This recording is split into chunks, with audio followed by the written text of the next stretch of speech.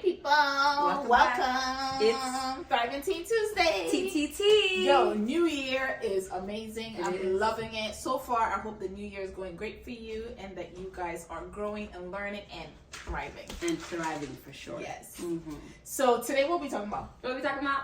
Yeah. Talking about habits. Habits. Habits. I haven't read the book, but she's going through it. I'm almost there. More than Almost. halfway. It's Yeah. a really good book, y'all. Yeah. So Sister Ivy gave a really good point in the last, not one of the videos, maybe 2 videos ago.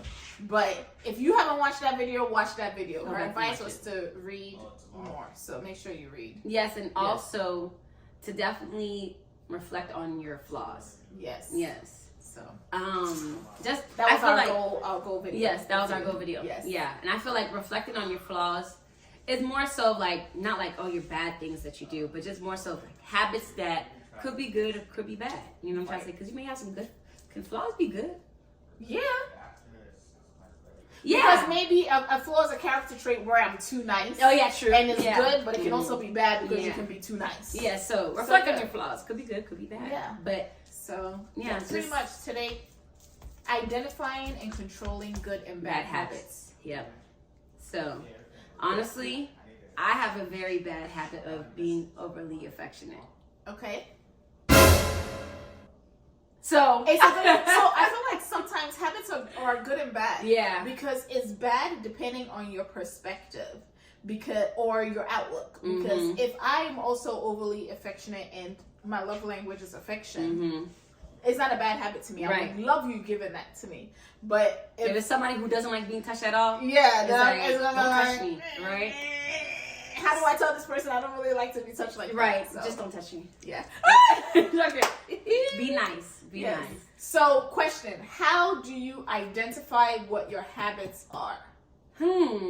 Something that you. How do you identify? You always asking me all these. I love Like- the questions. Like dang. Because the thing just be popping in my head. I'll say how you can identify a habit of yours is something that you repeatedly do unintentionally. You know what I'm trying to say? It's like you're unintentionally doing something that you didn't know. Like, hey, I gotta make sure I turn off the light switch every 2 seconds. You repeatedly do unconsciously. That's how you identify a habit. Yeah. So you just gotta pay attention to yourself. And a lot of times people can tell you what your habits are, right? Because sometimes people say after like each something. Right. And you, because you're so used to it, you don't even recognize that you're saying it. So sometimes when people identify what your habits are, like if somebody says to you, "Oh, Sister Ivy, you say a lot," what you realize is in that moment, like that second, that few minutes, you over say the then it makes you realize, Like, dang, I do oh, say that a I do lot. say that a lot. And so even though you can't like stop right away, because habits are built over time, Yes. so it's very difficult to just cut it What off. did it say? To stop or create a new habit, it takes 21 days to create a new habit. Yes. Yeah. So it takes time. So you're not gonna be able to stop it right away. But I promise you, well, not I promise you, but you would recognize that when you say it again, it will come click to in your your mind head. that, oh, I just said it again. You may not Right. be able to stop yourself, but it will come to your mind that, man, I just said that. But don't beat yourself about it. It's not the end of the world. Yeah. But just making sure that you actively work on it. If it's something that you don't want anymore, to actively work on it. And maybe set yourself a schedule or a goal to make sure that intentionally every day I'm gonna work on improving this habit. Now speaking of right. Now we're gonna be saying Right. It's just one of those also too, like when it comes to speaking, maybe you can practice speaking in the mirror. So like, hey, rehearsal. Like, okay, Yes. I know I have a big presentation to do. Let me practice so I know I'm not saying throughout the whole presentation. So practicing on breaking those habits but continuously doing it. Right? Not just a one and done. I love saying one and done. I love it. So, and then how we've talked about bad habits. Now we need to create new habits because not that you have to replace a habit, but it's good to have good habits. So, number one, what example of maybe 1 or 2 positive habits, and then how, as a teen, how do I create a habit? A positive habit that you should always, regardless if you're a teen or an adult, you should be always intrigued to learn to gain new Yes, insight. that's Always a want to really learn. good one. Yeah, always want to learn because I was watching this video on YouTube, and when he said 8 ways to be successful and prosperous is always be curious. Right? I know they say curiosity killed a cat, but honestly, it's good to be curious. The cat got 9 lives. It came back. That's a great point. It came back. That's a really great point. No, for real. It came back. It came back. But yeah, be curious. So that's one habit I feel like everybody should develop. But you know, be curious. Always want to learn. Don't That's just really, think, hey, that's a good I'm okay. one. Yeah. Yeah. I love it. I feel like it's a posture as well because it's not like, oh, I know everything, so I'm good, or you know, maybe I've mastered it, or I don't need to know that. It's always that's good because I feel like with kids, as they're younger, you encourage them to ask questions, and then as they get older, you tell them, "Hey, you talk too much. You're asking too many questions. Why are you asking all these questions?" And then sometimes it can have a negative effect on you. That somebody telling you you're talking too much or you're asking too many questions, and then you may hone it in and stop asking questions and stop being curious. But we're encouraging you today to continue to be curious. Obviously, like you mentioned before, read the room so you know that you're asking the right people in your right environment. And sometimes you don't have to ask this person. You can go and find out for yourself. Yes. They are not the know-it-be-all type of thing. If they may know really well how to do something, but it doesn't mean they're the only source of that information. So I think that's I like that. Yeah. It makes me, I want to go back to the kids aspect of how they're always asking, why? Why, mom? Why, dad? But honestly, if you think about it, like when these kids are asking why, they're really sponges. They're taking everything that you're in. So then once they're learning that, they are also developing a habit from what you said. What's he asking? You know what I'm saying? Like, it's actually crazy. Yeah. I love kids. But yeah. I would say a habit, it would lead into the next point, but a habit of being routine.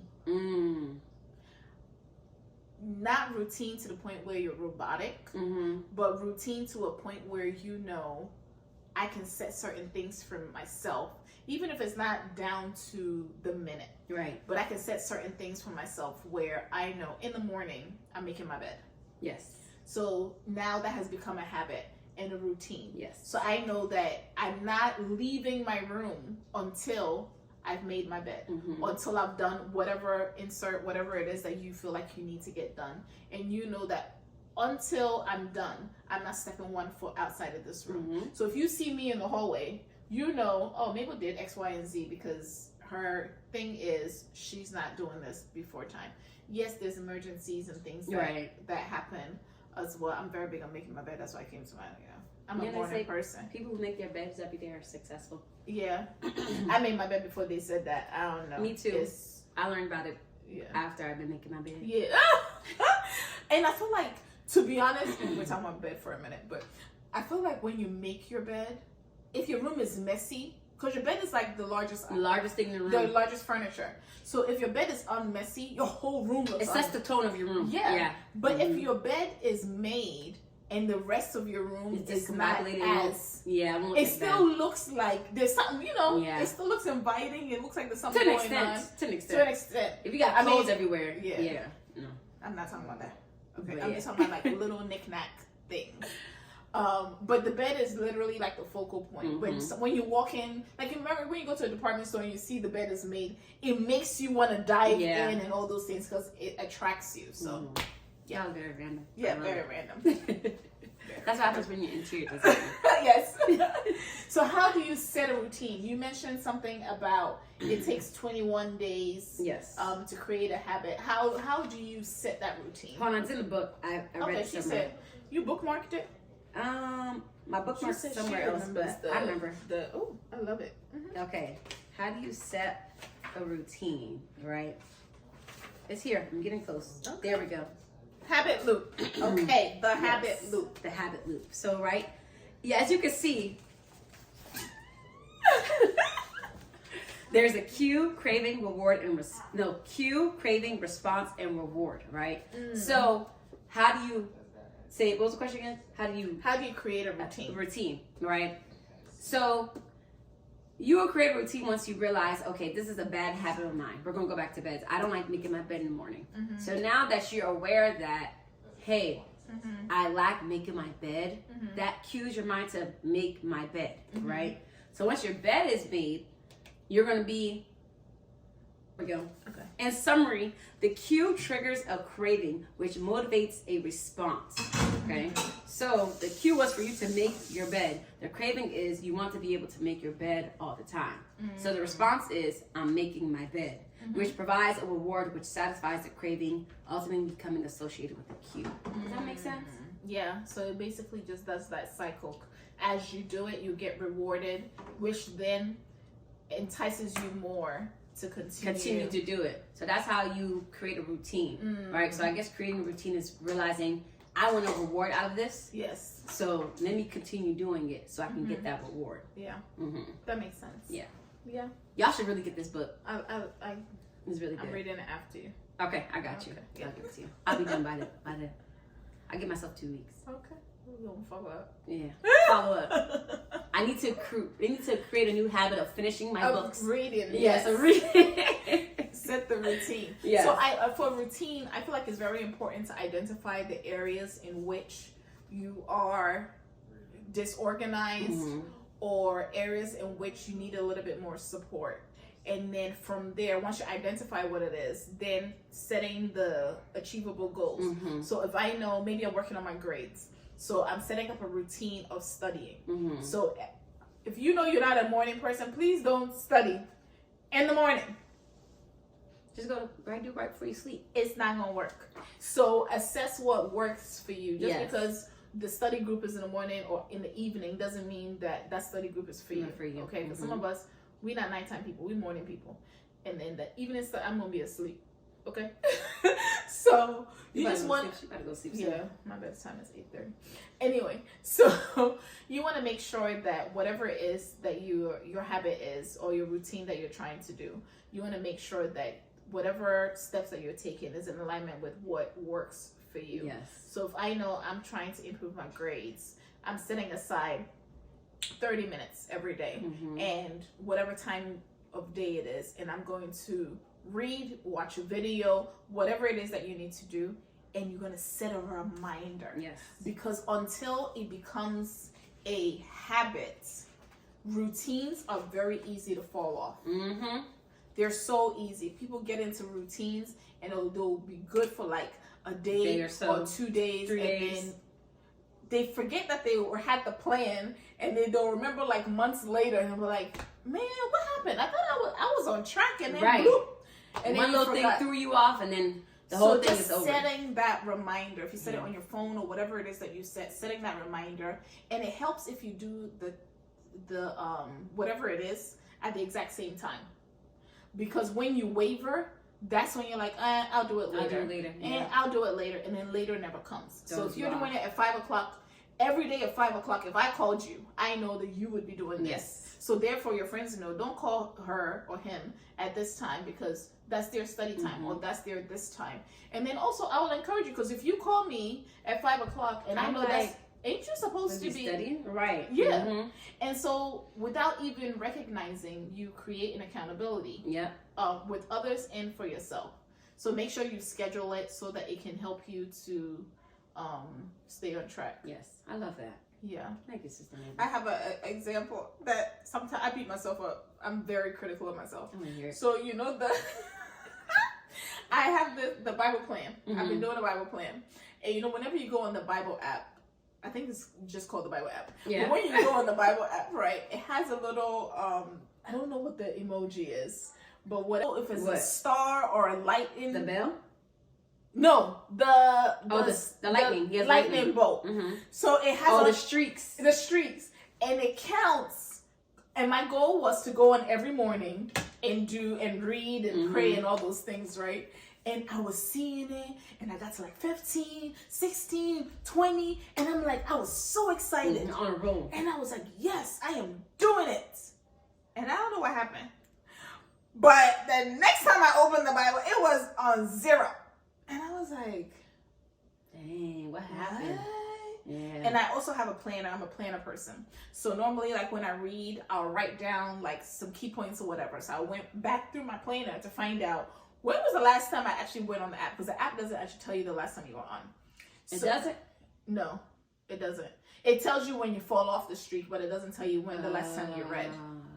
So I went through my planner to find out that it had been 2 months. Sister Maple. 2 months. I mean, it literally, and I was so disappointed in myself. And I was like, not saying that the count needs to be my validation, because I didn't date. It wasn't 2 months of me not loving God. Right. But it was like, that was a routine and a habit that I was trying to do, which I fell off and I didn't even notice that I was no longer building that routine and that habit. So that was just, all of that was just to let you know that sometimes you're going to fall off, but set yourself a reminder so it's easy. Honestly, what you're saying, how you were motivated to keep going, that's that reward. Yes. That reward kept you going. Because you see it and you're like, oh, I'm doing something. So like, ooh, I can keep going. So in a sense, it's called intrinsic motivation. It's reward, internal reward for yourself that's making you keep going. So we all have it. We all have extrinsic and intrinsic motivation. Extrinsic motivation is pretty much when outside rewards is actually like motivating you, like, oh my gosh, good job, you did that. That's gonna keep you motivated. But the intrinsic motivation is something that is for yourself, your it's own internal. drive. So Definitely. But I found better examples of the cue and the cravings and all that stuff. So it says, right, I'm gonna give you one example. There's a problem phase, the cue and craving. Okay. The first is cue. Your phone buzzes with a new text message. The craving is you want to learn the contents of the message. Yes. Right? So then we have solution. Some people don't even let the message finish and popping they're really up looking at the phone. You're craving the message when you're eager to know. It's called phone addiction, but that's another video. Yeah. And then, so there's problem phase and solution phase. There's problem phase and solution phase. So problem phase is the cue and craving, and then solution phase is response and reward, right? So the response is you grab your phone and read the text message, and the reward is you satisfied your craving to read the message. Grabbing your phone becomes associated with your phone buzzing. So do you get the correlation right there? Yeah. So with your Bible plan is, you have the Bible app and you see that the stars, the lightning was like, oh, okay, you got streaks. So you want to keep reading, right? And your response is you grab it and you keep reading the Bible app. Yes. And your reward is your streaks are building up. Yeah. Right. And low-key sometimes, telling on myself, but low-key sometimes when you open the app, you're not opening it because, for me, let me speak for myself. Sometimes when I was opening the app, I wasn't opening it because I wanted to read specifically what was there. I was opening it because I wanted a streak. So she's cheating. No, I would still read and listen, but the motivation to why I was doing it was wrong. Yeah, because the motivation was I'm supposed to be reading the word and praying on it, but now the motivation became the streak checking. So my point of that saying, I'm talking to you as I'm talking to in fact, I'm talking to myself and talking to you out loud, but I'm talking to myself.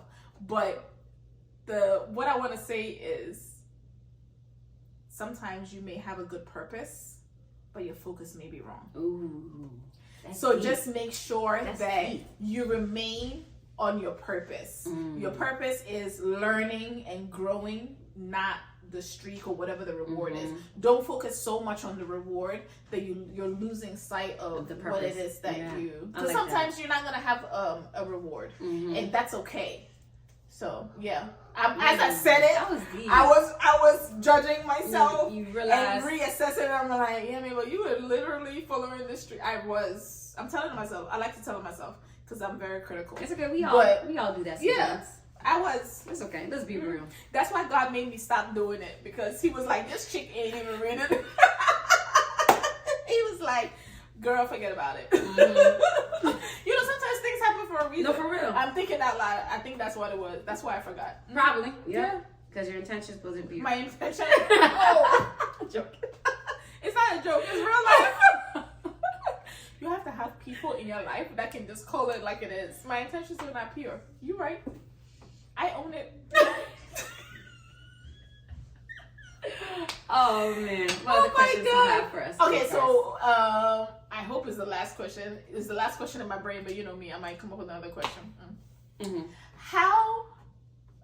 You've heard all these great things about new habits, but how do I wean myself off of the old habit? I think that goes back to the first question, kind of. Yes. Yeah. Just, I guess, more so of having that self-control. Mm. And like you said, the statement. Mm-hmm. You realize once you said the again, you realize, oh, I did again. And then you fix myself. So having maybe self-control. like for the maybe find a replacement for it. Okay. So maybe if it's Okay, not I see what you're necessarily saying. but because you found a replacement, you're consciously thinking about what other word could I say, Pause. or maybe say nothing at all. Yeah, pause. Right? And just Yeah. get your thought process So, all the way. So finding a an replacement. alternative or something. Mhm. It doesn't necessarily have to be a word, but it could be a Yeah. pause, or it could be a new outlook, depending on whatever it is that your habit is. So how would you, okay, I guess, how would you do that in regards of making your bed? How would you wean yourself off that? I would definitely say, I think being strict on yourself. Okay. Saying, like I said, mentioned before, I'm not leaving this room until A, B, and C these step. 3 things are done. And I don't care what is happening outside this door. Sometimes it might mean that you might have to be uncomfortable. So maybe the reason why you're not making the bed is because, this is an example, you can apply this to whatever part of your life, but maybe the reason why you're not making the bed is because you wake up 2 minutes before it's time to go. So you don't have time. So now making yourself uncomfortable, you got to wake up an additional 5 minutes or whatever it is the time is earlier in order to meet this new habit or this new routine. Because a routine and habits don't get formed overnight, as we mentioned, and requires intentional effort and sacrifice. And a lot of times we want things now, but we don't want to work for it. So you have to work for the things that you want. Yes. So weaning yourself off of old habits means putting yourself out there. If you want to learn a new habit or be more sociable, you can't be more sociable sitting in your bedroom. Yep. Or you know what I'm saying, or in your basement. You have to force force social yourself. isolating, you're right. Right. Like let's say, you want to put yourself out there dating wise, but then when somebody talks to you, you don't answer. Right. Like that doesn't make sense. sense. Right. You have to put yourself out there. And I understand that putting yourself out there sometimes can lead to rejection, which then leads you to retreat. But it's okay to try. You don't try the exact same thing again, because that's the definition of madness. Try something new in a different way. But it's good to just put yourself out there. Absolutely. And try something new. But what they say, I really love the fact that you said, like, you have to make yourself uncomfortable. Because to be uncomfortable, you have to be uncomfortable to become comfortable. Yes. So do you have any final advice that you would get to somebody that's trying to set a good habit, a good routine? Yes, I do. She took this book seriously. I did. I love it. There's a part where I love it. The best way to start a new habit. I should reference that. Oh yes, I got one. Okay. From the top of my head. Forget the book. Close the book. One thing I read in the book that I actually was doing before is giving yourself a reward, right? So it was one of those, okay, I told myself I have to read at least 30 pages of this book before I can watch this show. So I'm like, okay, read 30 minutes of this book or 30 pages of this book, and then I can watch my show. So if I don't complete it, I'm not doing it. So try to actually have discipline for yourself to make sure you are attempting to do create this new habit. So basically, in closing, habits are based on perspective. Yes. Habits can be good, it can be bad. You can have a very basic habit that to you may be a negative habit, but to somebody else may be a positive habit. And it also just depends on dosing of it, right? Because too much of everything is not good for you. So just assess to find out what are my habits that I don't like and what are my habits that I do like, and then what do I want to change about it? Because just because you have a habit doesn't mean that it requires change or that you even want to change it. And is the habit serving you? Yes. So if you have a habit that is good but it's not serving you, do you really need to be doing it? Yeah, let's be for real. Do you really need to do it? Let's say people have a bad habit of, do I want to go there? Yes. I want to know. Smoking. Okay. Yeah. Is it serving you? Is it really serving you? Your breath stink, your teeth yellow, you always tired. I'm gonna come for you. I'm sorry. I love it. But anyways. Listen to what she said. Yeah, that's a bad habit. It's a bad habit. Yeah, is it serving you? Is it serving you? Is it serving you? Yeah. But yeah. I love it. Well, thank you guys for watching. We love, I feel like some of these videos, not some, probably all of them, I'm always talking to myself before I talk to anybody else. But I hope that you guys were blessed and that you picked even one nugget from this and share with somebody else. Please share. This is a good point for conversation with your friends or your circle or whatever. So definitely share if you can, like and subscribe. Yes. Encourage us to encourage you. As you're thriving, we're thriving. I love her little dances. Yes. I gotta do the motion. I have been sick, so I have not had a lot of movement. So now I feel like I gotta do my jiggle a little. I don't know how to dance, so okay. Don't forget to comment, like, and subscribe so you can see more of your favorite duo. Ivy and Maple. Ebony and Ivory. But her name's Maple. And your name is Ivy. But okay. Bye, everybody.